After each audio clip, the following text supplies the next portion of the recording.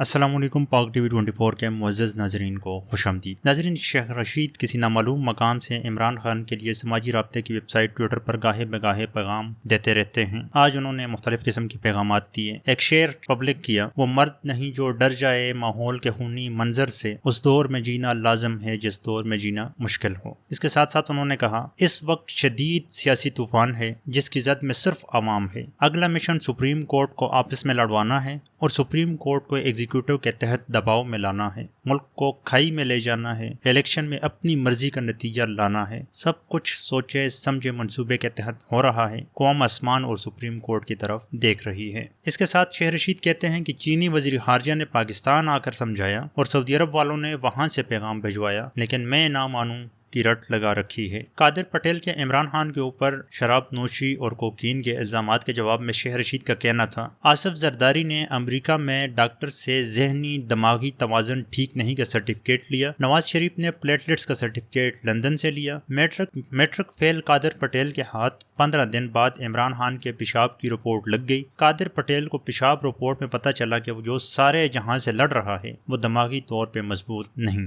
एक और जगह पर शेख रशीद कहते हैं, सारी कौम 9 मई के वाकयात की मजम्मत कर रही है और शुहदा के शाना बशाना खड़ी है। 13 पार्टियां 9 मई के वाकये से सियासत निकालने की नाकाम कोशिश कर रही हैं। एक और बात शेख रशीद बार बार रिपीट करते हुए नजर आते हैं कि जब जद्दोजहद का वक्त हो, जब आजमाइश का वक्त हो, तो सिर्फ नस्ली और असली ही इमरान खान के साथ खड़े होंगे। आप इस बारे में अपनी क्या राय रखेंगे? जो शेख रशीद अक्सर कहते हैं कि मुश्किल वक्त में सिर्फ नस्ली और असली ही होंगे जो इमरान खान के साथ खड़े रहेंगे।